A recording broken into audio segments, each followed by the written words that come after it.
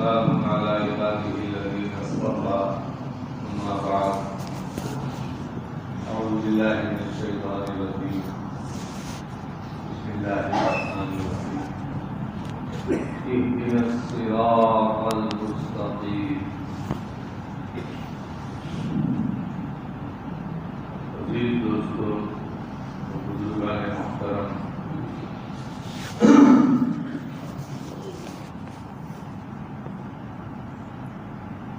تقریباً 20 مہینوں سے دنیا ایک خاص ڈگر پر چل رہی ہے۔ عجیب حالات نے دنیا کو لپیٹا۔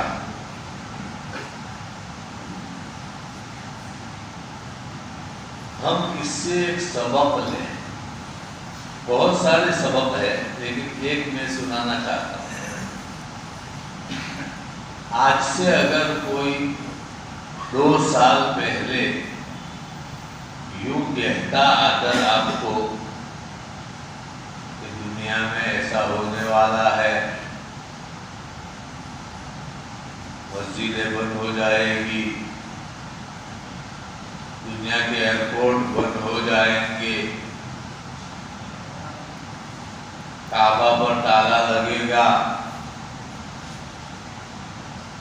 ساری دنیا اپنے گھر کے اندر مقید ہو جائے گی، آج سے اگر 2 سال پہلے کوئی آ کر آپ کو کہتا تو آپ اس کو کیا جواب دیں؟ بونڈر سے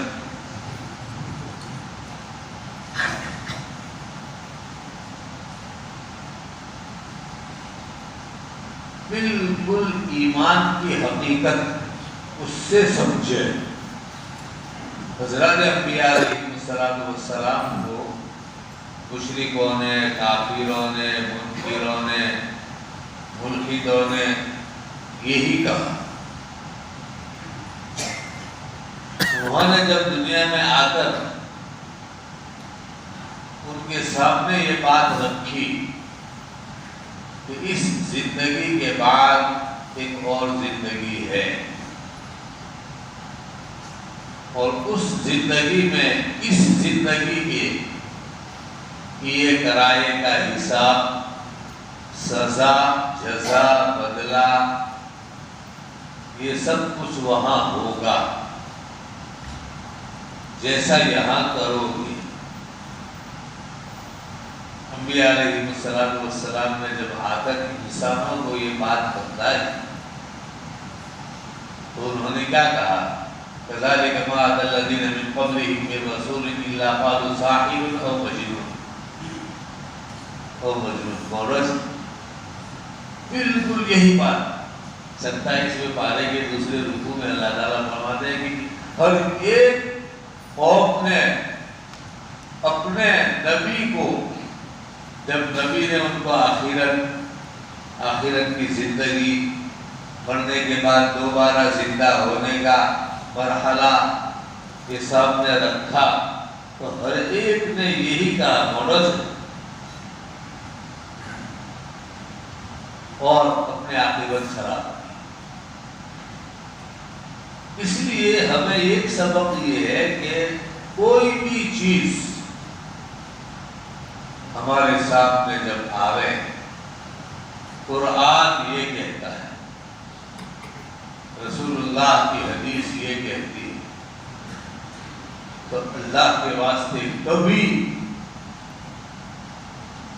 یہ مت بولنا کہ ہاں کہتے ہیں باقی ہماری سمجھ میں تو نہیں آتا۔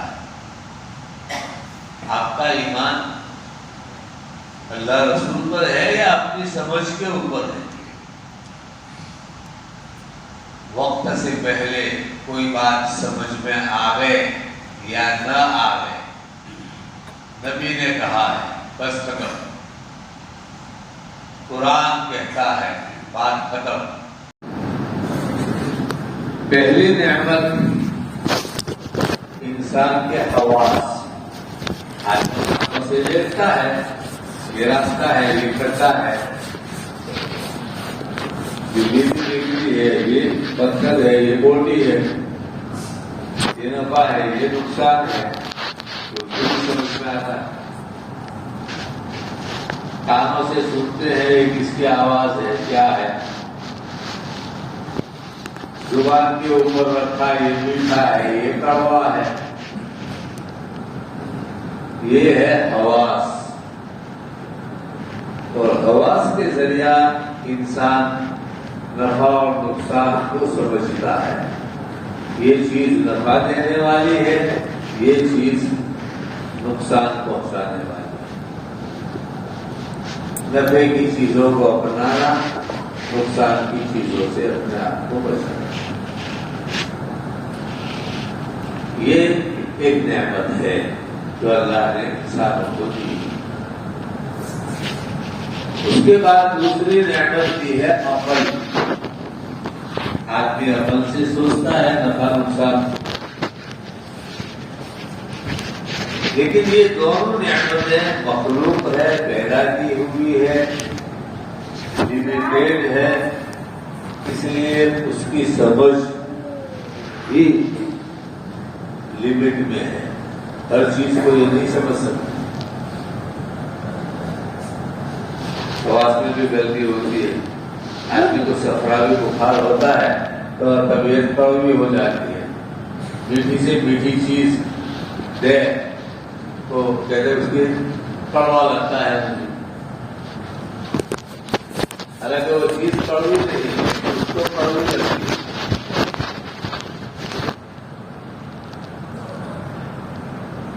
اس میں غلطیاں ہوتی ہے، حواس میں بھی اور عقل میں بھی، اسی لیے بڑے بڑے عقل والے دنیا کے اندر آئے، لیکن اپنی نجات، آخرت، جنت، جہنم سے بچاؤ اس کو اپنے عقل سے سمجھ نہیں سکے۔ اس کا کہتے ہیں کہ ڈھونڈنے والا ستاروں کی گزرگاہوں کا، ڈھونڈنے والا ستاروں کی گزرگاہوں کا اپنے افکار کی دنیا میں سفر کرنا سکتا، اپنی حکمت کے خم و بیچ میں الجھا ایسا آج تک فیصلہ نہ تو ضرور کر نہ سکا۔ جس نے سورج کی شعاعوں کو گرفتار کیا، زندگی کی شب تاریخ سحر کر نہ سکا۔ عقل والے بہت کچھ گئے اوپر، لیکن جس چیز کے لیے ہم پیدا ہوئے ہیں، ہم کون ہیں، ہم کیا ہیں، ہم کہاں سے آئے ہیں، ہمیں کہاں جانا ہے، جانے کے بعد کیا ہونا ہے، اس کو عقل والے، حواس والے نہ سمجھ سکے نہ سمجھا سکے۔ جو فلسفیوں سے کھل نہ سکا اور نقطہ وروں سے حل نہ ہوا، وہ راز کملی والے نے بتلا دیا چند اشارہ۔ وہ انبیاء سمجھاتے ہیں کہ بس لا الہ الا اللہ محمد رسول اللہ، بس اتنا کہہ لو اور چلو بتاؤ۔ ورنہ میں کرونا کے واقعے سے ایک سبق کہ اگر 2 سال پہلے کوئی کہتا تو اس کو کون مانتا، لیکن آج کوئی انکار کر سکتا ہے۔ اگر آج کوئی انکار کرے تو کہیں گے دنیا کے بارڈر،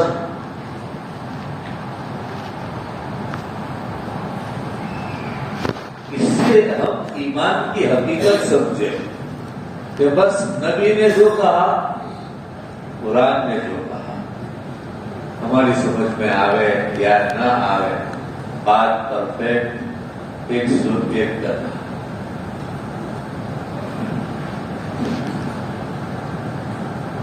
مجھے چند متفرق نصیحتیں ہمارے معاشرے کے لیے کرنی ہے، کوئی مستقل بیان مرتب نہیں۔ ایک مرتبہ نبی پاک صلی اللہ علیہ وسلم نے صحابہ سے پوچھا، اتدرون من المفلس؟ قالوا المفلس فینا یا رسول اللہ من لا درہم له ولا دینار قال المفلس من امة محمد صلی اللہ علیہ وسلم من یأتی یوم القیامة بصلاة وصیام وزکاة ویأتی قد شرم هذا وقذف هذا وضرب هذا او اکل مال هذا الى آخره. کہ مفلس کس کو کہتے ہیں بتلاؤ؟ کنگال، کھاکڑو. کھاکڑو کس کو کہتے ہیں؟ صحابہ نے کہا کہ یا رسول اللہ جس کے پاس پیسہ ٹکا نہ ہو اس کو ہم کھاکڑو کہتے ہیں. مفلس آپ نے فرمایا کہ نہیں. میں تمہیں سمجھاؤں کھاکڑو مفلس کون؟ تو قیامت کے دن نیکیوں کا ڈھیر لے کر آ گئے.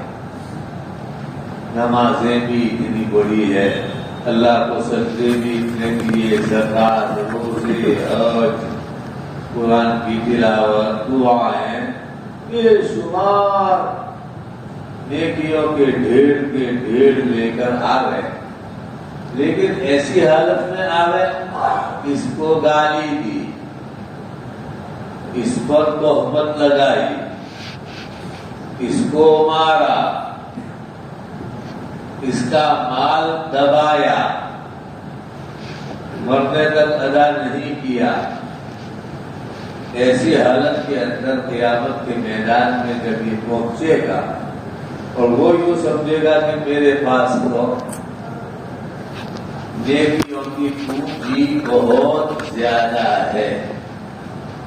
اب یہ لائن لگے گی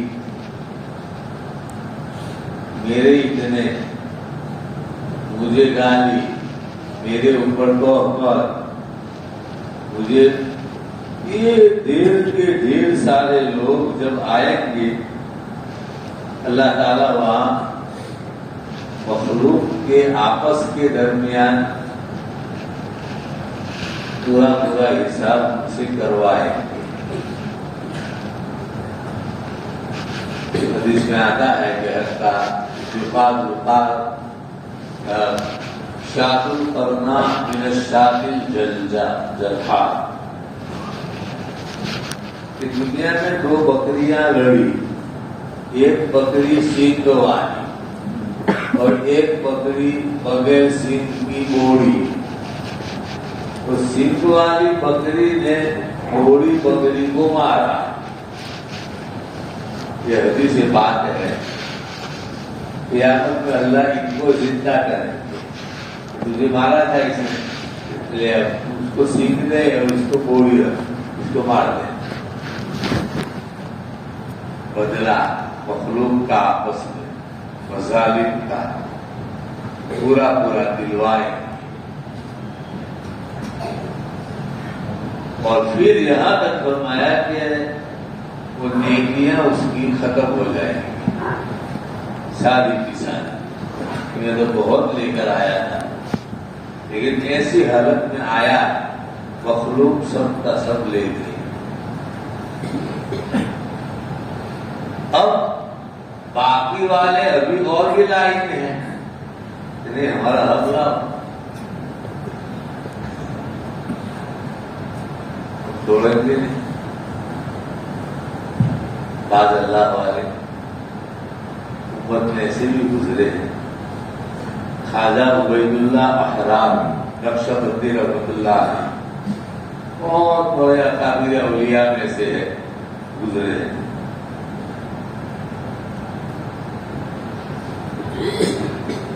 ملا جامی ان کے یہاں گئے تھے بیعت ہونے کے لیے کہ خواجہ عبید اللہ جو ہے وہ مالدار بہت تھے، بہت رئیس تھے، باپ دادا کے زمانے سے اللہ نے ان کو بہت دیا. اب ملا جامی وہاں پہنچے تو دیکھا کہ یہاں تو دنیا ہی دنیا ہے، اتنے گھوڑے، اتنے اونٹ، اتنا یہ اتنا وہ. یہ کیا بزرگ ہوں گے؟ بزرگ ایسے ہوتے ہیں ان کے تو پھٹے پرانے کپڑے ہو، بیون لگے ہوئے.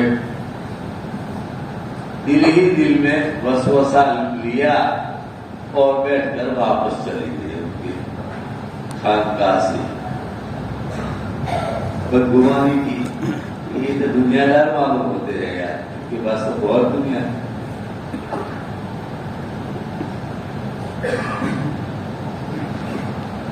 اس لیے کسی پر بدگمانی یہ بھی گناہ ہے.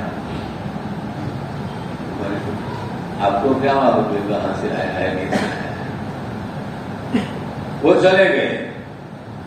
اس کے بعد رات کو سو گئے ملا جامی، تو انہوں نے خواب دیکھا کہ قیامت قائم ہو گئی ہے اور مخلوق پریشان، آفتاب نیچے، اور ہر ایک انسان اپنے اپنے گناہوں کی مقدار پسینے میں ڈبکیاں کھا رہا ہے.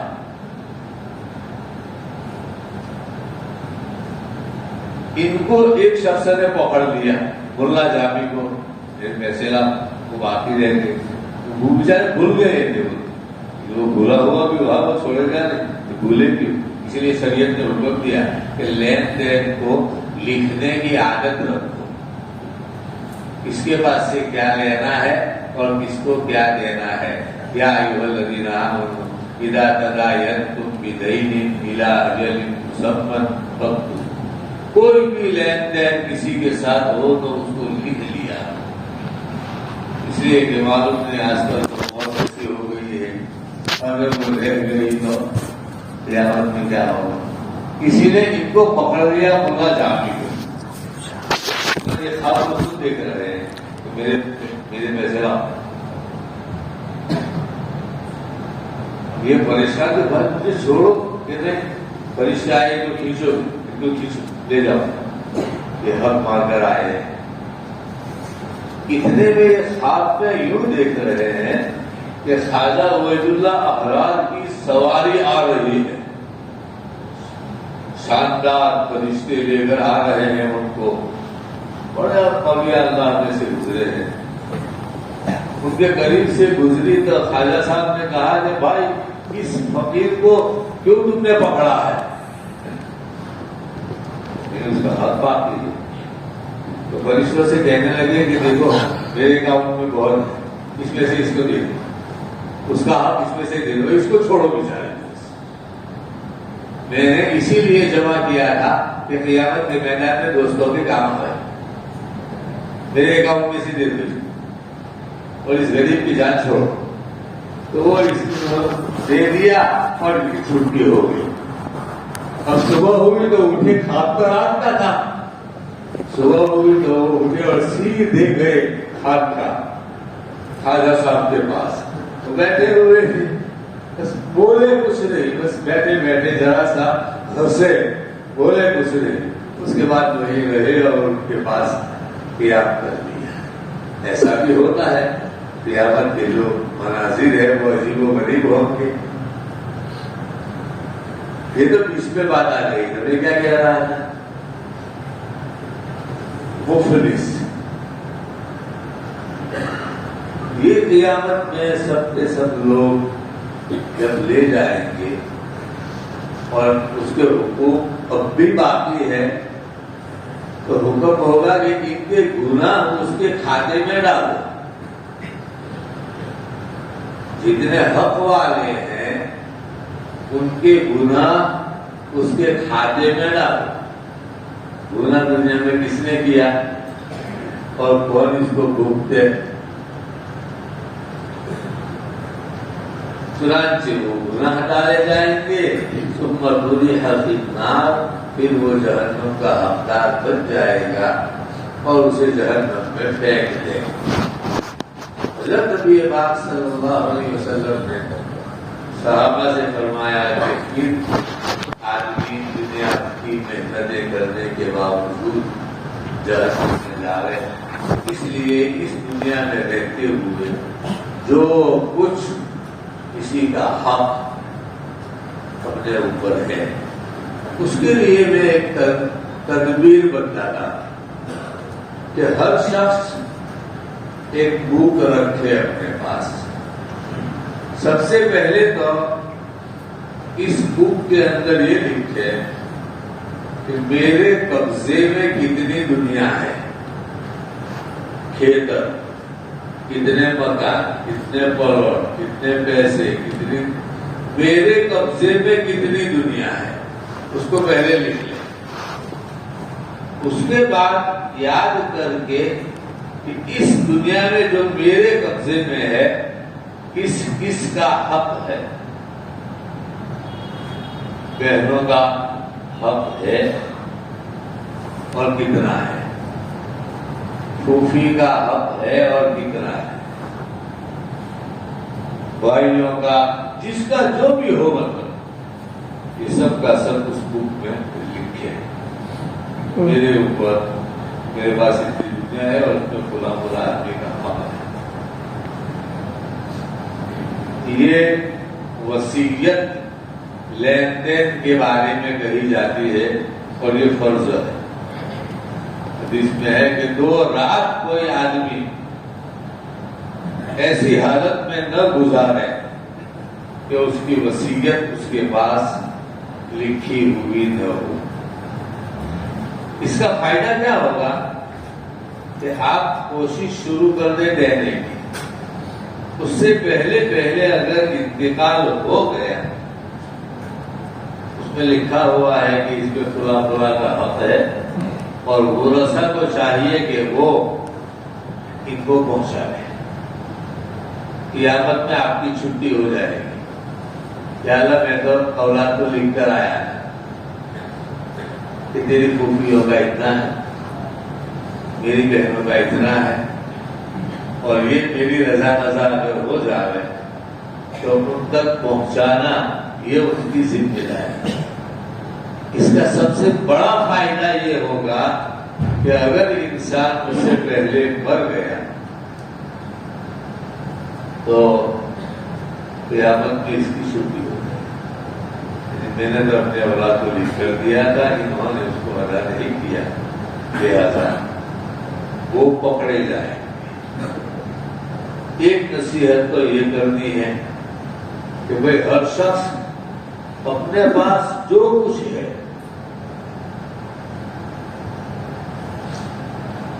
لکھا ہوا ہونے کا ایک دوسرا فائدہ کیا ہوتا ہے، آدمی اس کو بار بار پڑھے گا.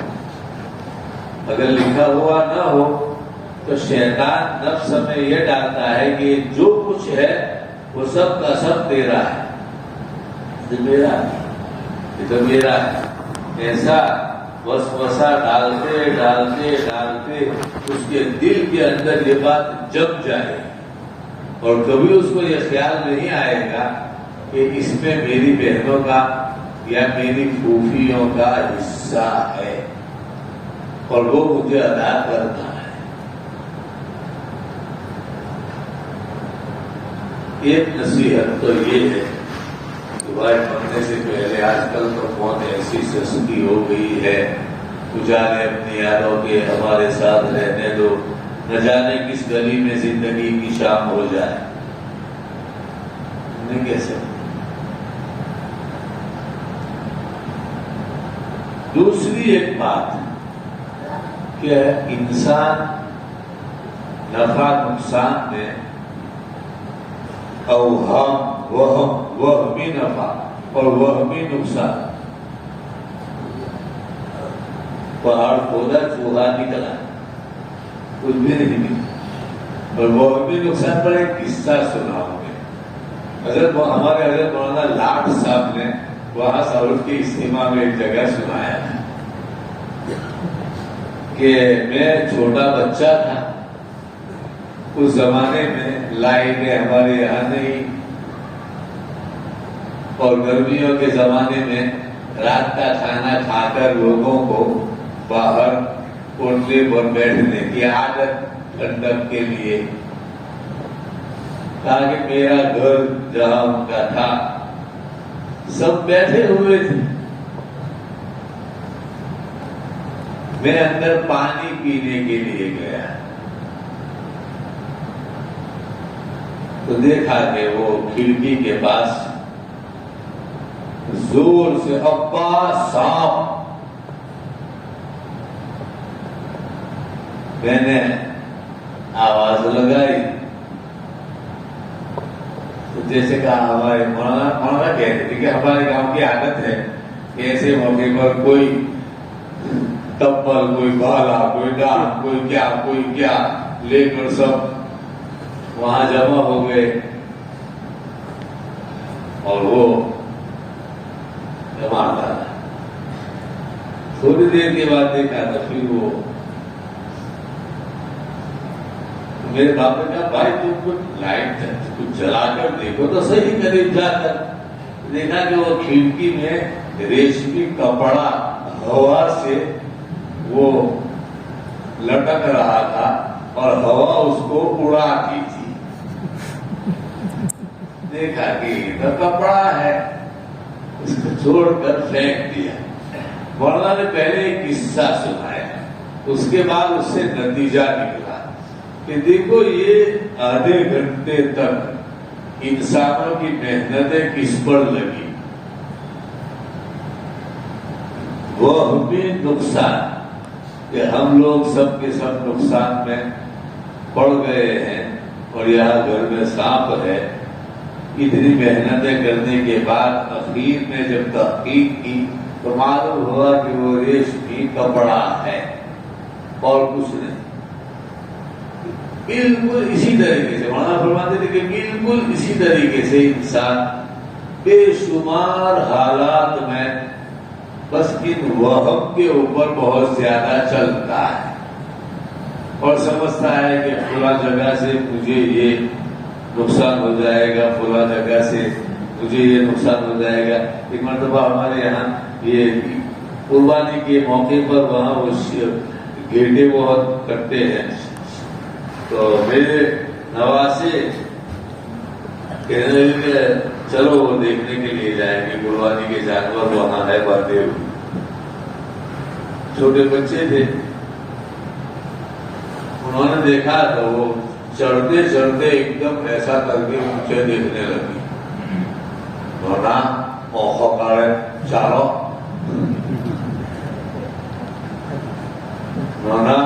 اوکھو کاڑے چالو میرا کوئی آفر نہیں. آخری دنیا نے آ گیا پریشانی سے میرے کو ایک کلو بھائی بڑی آفر کوئی بڑی آفر نہیں کر دوں بھائی.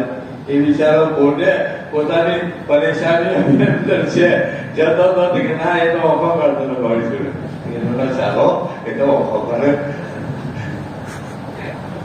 اس کو کہتے ہیں وہمی نقصان. حالانکہ نقصان کی کوئی چیز ہے نہیں. اس طریقے سے ہم لوگ تقدیر کے اوپر ایمان ہمارا ہے اور وہ یقینی بات ہے، لیکن اس کے باوجود چھوٹی چھوٹی چیزوں میں اور یہ جو 2 سال کا عرصہ کووڈ کا گزرا اس میں تو لوگوں کو اتنے وہم کے اندر اتنے کچھ تھوڑی سی حقائق ہے، ہم اس کا انکار نہیں کرتے، لیکن حقائق سے زیادہ اتنے اوہام کہ بیچارے انسانوں کا جینا مشکل کر دیا.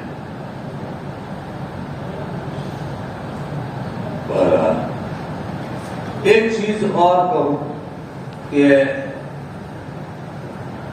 قیمت سمجھنا،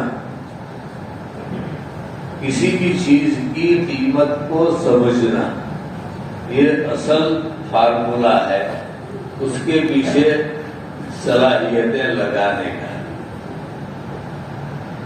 شیخ سعدی رحمۃ اللہ علیہ گلستہ میں ایک قصہ لکھا ہے اپنا. میں چھوٹا بچہ تھا تو جب مدرسے جانے لگا تو میری ماں نے خوشی میں مجھے ایک چاندی کی رنگ پہنائی اور اس میں انہوں نے بہت قیمتی ڈائمنڈ لگایا.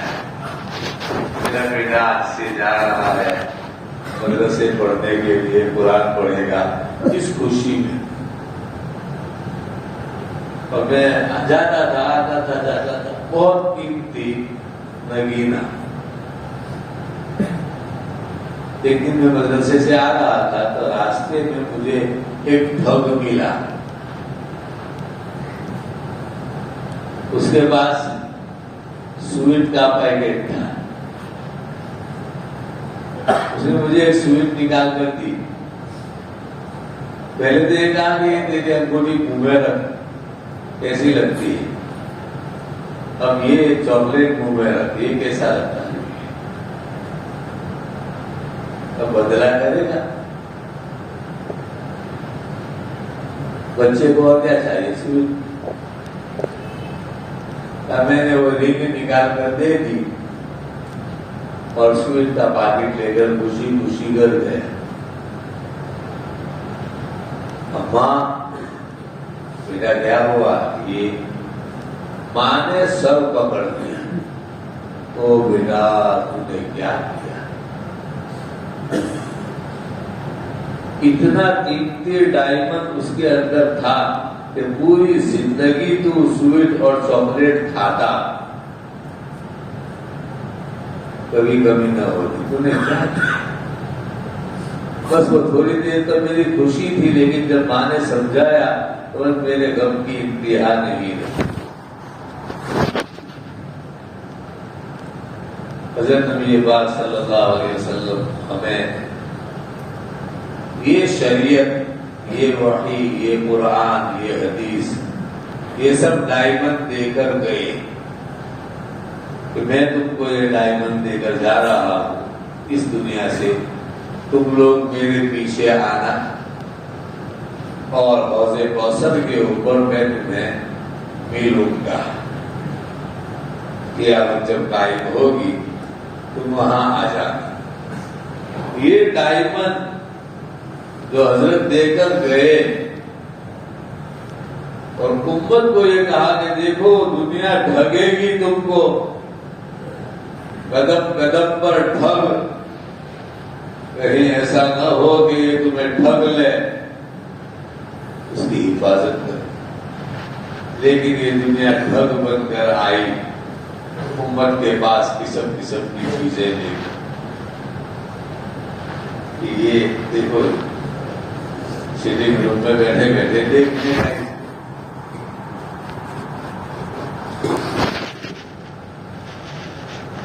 ایک شخص وہاں رہتا ہے، مجھے کہنے لگا کہ تم مولوی لوگ یہ نیوز دیکھنے سے کیوں منع کرتے ہیں؟ اس میں کیا ہے خرابی؟ چلو دوسری چیزیں دیکھیں تو سمجھ میں آتا ہے، لیکن تم تو نیوز دیکھنے سے کیوں روکتے ہیں؟ کہا کہ یہ حلال حرام کا مسئلہ نہیں ہے نیوز کا، لیکن ایک دوسری چیز ہے اس میں، وہ یہ ہے کہ یہ نیوز والے جو کچھ پیش کرتے ہیں وہ ایسی حالت میں کھیل کرکٹ دوسری چیزیں، اس کو دیکھنے سے انسان کے قلب کے اندر اس کی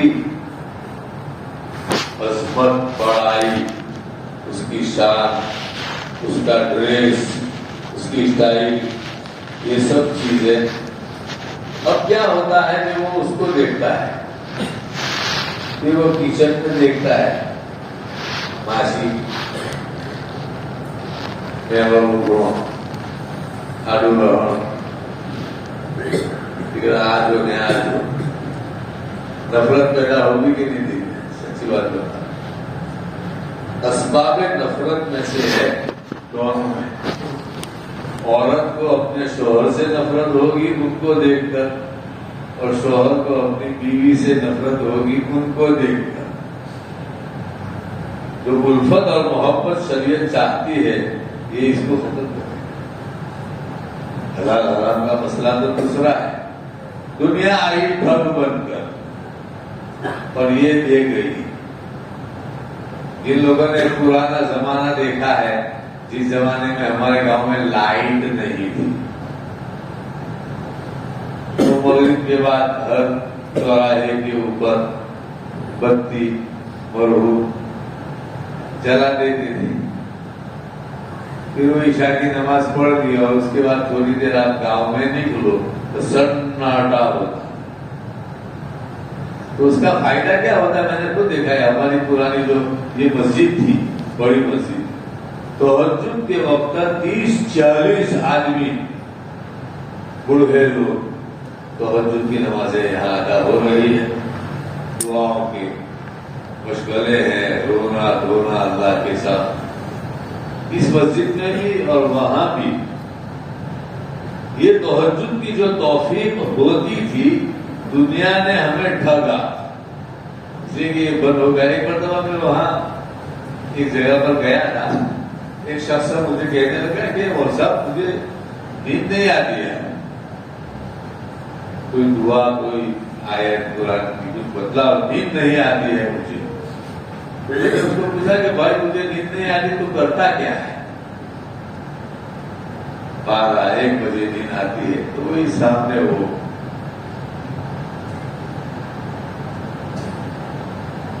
بڑوں کو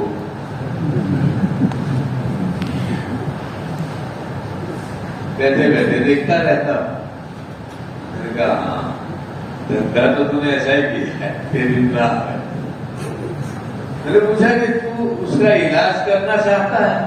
کہ ہاں اسی لیے تو پوچھ رہا ہوں، میری نوکری ہے، صبح کام پر جانا پڑتا ہے، نیند پوری ہوتی نہیں، بیماری ہو۔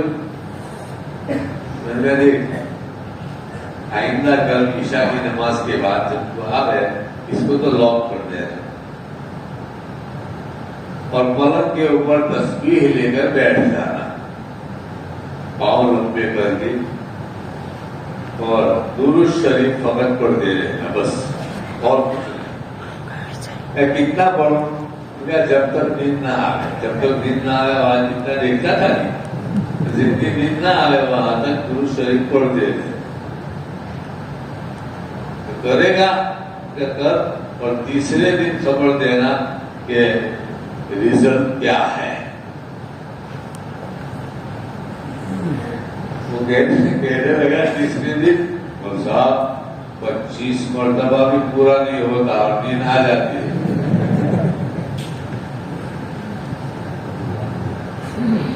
پھر کیا ہوتا ہے؟ اب شیطان نے دیکھا کہ اس نے تو بہت بڑا کاروبار شروع کیا ہے، ایک درود شریف پر 10 نیکی، 10 گناہ معاف اور 10 اونچے درجے۔ اگر یہ 200-500 مرتبہ پڑھ لے گا تو اس کا کیا حال ہوگا؟ کہنے لگا جن کو 25 بھی پورا نہیں ہوتا ہے اور دن آ جاتے، سلا دیا شیطان، یہ تو کمائی بہت بڑی کر لے گا اگر پڑھ لیا تو اس نے۔ اور وہاں کہنا تھا 1 بجے تک نیند نہیں آتی، میرا یہ حال ہے۔ میں تو ایک بات سمجھا رہا ہوں کہ قیمت، شادی کہتے ہیں کہ میں نے ڈائمنڈ کی قیمت کو سمجھا نہیں اور چاکلیٹ کی قیمت کو سمجھا، اس لیے کہ وہ میٹھی تھی اور ڈائمنڈ میں مٹھاس نہیں تھا۔ اسی طریقے سے حضرت نبی پاک صلی اللہ علیہ وسلم نے ہمیں دنیا کی قیمت اور اعمال کی قیمت دونوں چیزیں سمجھائی۔ فرماتے ہیں من فاتتہ صلاۃ العصر فکأنما غدر اہلہ ومالہ، جس کی عصر کی ایک نماز چھٹ گئی، چلی گئی، مغرب کی اذان ہو گئی، عصر کی نماز آج نہیں پڑھا، اس نقصان کو حضرت نبی پاک صلی اللہ علیہ وسلم فرماتے ہیں کہ اتنا بڑا نقصان، اتنا بڑا نقصان جیسے گاؤں میں کسی کے بیوی بچے مکان سب کا سب برباد ہو جائے تو اس کو تم جتنا بڑا نقصان سمجھتے ہو، اتنا بڑا نقصان ایک عصر کی نماز چھوٹ جانے کا ہے۔ ویلیو صحابہ کرام رضوان اللہ تعالی علیہم اجمعین اس چیز کو سمجھ گئی۔ لن تنالوا البر حتى تنفقوا مما تحبون، کہ تم لوگ نیکی کو نہیں پہنچ سکو گے یہاں تک کہ اپنی محبوب چیز کو خرچ کرو۔ یہ آیت جب نازل ہوئی جس میں اللہ نے کہا کہ سب سے اچھی جو تمہاری چیز ہو اس کو خرچ کرنے کا جذبہ رکھو، تو اس سے پھر کمال کے درجے کو تم پہنچ جاؤ گے۔ حضرت ابو طلحہ انصاری رضی اللہ تعالیٰ عنہ حضرت نبی پاک صلی اللہ علیہ وسلم کے خدمت میں تشریف لائے، یا رسول اللہ، اللہ تعالیٰ ہم سے ہمارا سب سے اچھا مال مانگتے ہیں کہ اس کو خرچ کرو اللہ کے مخلوق کے اوپر۔ میرے مالوں میں سب سے قیمتی میرا یہ باغ ہے، بیرحا کا باغ، جو مسجد نبوی کے سامنے بالکل واقع تھا۔ میں اس کو بہت پسند کرتا ہوں، کھجوروں کا باغ تھا۔ میں نے اس کو اللہ کے لیے غریبوں کے اوپر خیرات کر دیا۔ یا رسول اللہ، میں آپ کو دیتا ہوں، آپ جس کو دینا چاہے دے دو۔ آپ نے فرمایا کہ وقت ذالک مال النراقی، بہت تفصیل تھا، کتنے ہاں دے دینا ہے۔ آپ نے فرمایا کہ ایسا کرو، اس کے پلاٹ بناؤ اور اپنے خاندان میں تمہارے جو 50,000 بھائی ہیں ان کو ایک ایک ایک دے، سلاوٹ بھی ہو جائے گی اور خرچ کرنے کا ثواب بھی مل جائے گا۔ چنانچہ وہ پورا باغ انہوں نے اپنے 50,000 بھائیوں کو دے دیا۔ ایک مرتبہ یہ نماز پڑھ رہے تھے، حضرت ابو طلحہ انصاری رضی اللہ تعالیٰ عنہ، موطا امام مالک میں روایت موجود ہے، ان کے باغ میں جو انہوں نے فینس لگائی تھی، باڑ، وہ اتنی ہجڑ تھی وہ باڑ کہ ایک چڑیا اس کے اندر پھنس گئی، ادھر سے ادھر نکل نہیں سکے۔ یہ چالو نماز میں باغ میں وہ دیکھ رہے تھے کہ دیکھو میرا باغ کتنا اچھا ہے اور اس کی باڑ کیسی ہجڑ کہ ایک چڑیا ادھر سے ادھر نہیں جا سکتی۔ ایسی سوچ میں نمازوں کی رکعتیں بھول گئے، 3 ہوئی کہ 4 ہوئی، اور کسی طریقے سے نماز ختم کرنے کے بعد یہ روئے اور حضرت نبی پاک صلی اللہ علیہ وسلم کی خدمت میں آ کر کہا کہ اللہ کے رسول، اس باغ نے میری نماز خراب کی ہے، میں اس کو اپنی ملکیت میں رکھنا نہیں چاہتا، بس میں نے اس کو غریبوں کے لیے صدقہ کر دیا، خیرات کر دیا۔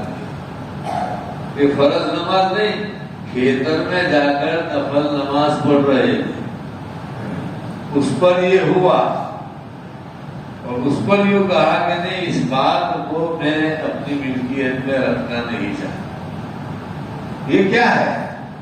یہ نفع نقصان کو سمجھے ہوئے تھے۔ اعمال کا نفع کیا ہے اور اعمال کو چھوڑنے کا نفع کیا ہے، دنیا کا نفع کیا ہے اور دنیا کو غلط طریقے سے جمع کرنے کا نقصان کیا ہے۔ ان چیزوں کو یہ ایسا سمجھے ہوئے تھے کہ پھر مجال نہیں ہے کہ ادھر سے ادھر پورا کرے۔ یہ بات مجھے اور تجھے سمجھ میں آ جائے کہ ہم چیز جب ان کو شبہ ہوتا تھا کہ نہیں یار یہ مال میرے پاس جو آیا ہے اس میں پورا طریقے سے یہ ناجائز معلوم ہوتا ہے، نہیں چاہیے۔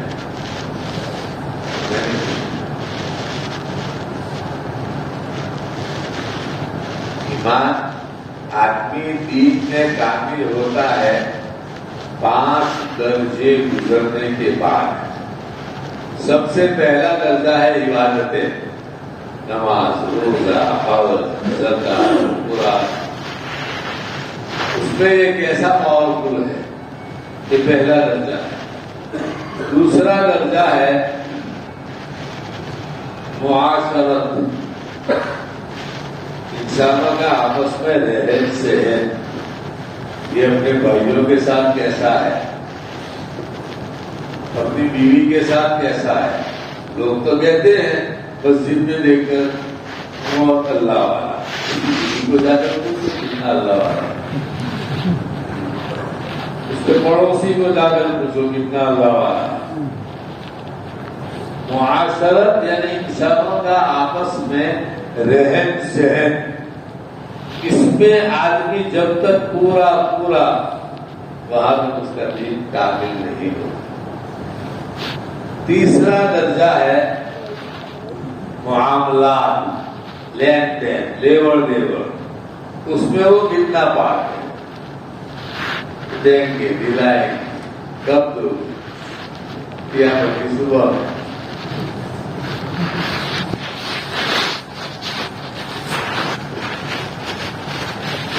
اسے بہت سے لے گئے معاملات کی صفائی، چھوٹی سی چیزیں۔ ایک مرتبہ نبی پاک صلی اللہ علیہ وسلم اس کو سمجھا رہے تھے معاملات کی صفائی کو، تو ایک صحابی نے سوال کیا کہ وَإِنْ كَانَ شَيْئًا يَسِيرًا یا رسول اللہ، چھوٹی سی چیز کسی کی دبائی ہو، رہ گئی ہو، تو آپ نے فرمایا کہ وَإِنْ كَانَ شَيْئًا يَسِيرًا وَإِنْ كَانَ قِرَاءً، کیلوں کا ایک مسواک عظیم من العراق، کیلوں کا ایک مسواک بھی اگر کسی کا تمہارے پاس رہ گیا تو قیامت کے میدان میں یہ تمہارے لیے وبال ہو۔ شیخ احمد بن حنبل رحمۃ اللہ علیہ اکابر اولیاء اللہ میں سے گزرے ہیں، ان کے مریدوں میں سے کسی کا انتقال ہوا تو اس کو خواب میں دیکھا، کہا بھائی کیا ہوا؟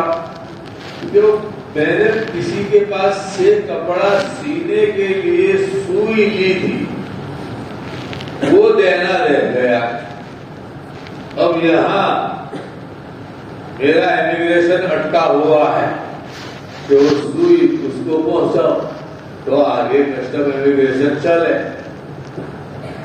اس پر اٹکا ہوا ہے کہ وہ سوئی کے اوپر۔ تو خواب والے نے ان کے گھر جا کر کہا کہ بھائی وہ وہاں اٹکا ہے اور مجھے ایسا خواب ہے۔ اس نے کہا، انہوں نے وہ تلاش کر کے دے دی، مالک کو ایک سوئی کی چھٹی ہو گئی۔ ایسا لگا یہ چیزیں معمولی نہیں ہیں، یہ سچوں کی سچی خبریں ہیں میرے دوستو۔ وہ دن آنے سے پہلے اپنے آپ کو پاک صاف کرو، اور اس کا بہترین طریقہ جو میں نے سب سے پہلے بتلایا کہ ایک بک لاؤ اور اس بک کے اندر یہ لکھو کہ تمہارے قبضے میں دنیا کتنی ہے، پہلے یہ لکھو، اور کس دنیا کی کس چیز کے اندر کس کا حق لگا ہوا ہے، اور اس کو نیچے لکھ کر کے اگر میری رضا ہو جائے تو میری اولاد کو میں وصیت کرتا ہوں کہ یہ ان کو پورا کا پورا ادا کرے۔ بس یہ چند متفرق نصیحتیں میں نے مختصر وقت میں کر دی۔ اللہ تعالیٰ مجھے بھی اور آپ کو بھی عمل کرنے کی توفیق عطا فرمائے۔ الحمد للہ رب العالمین۔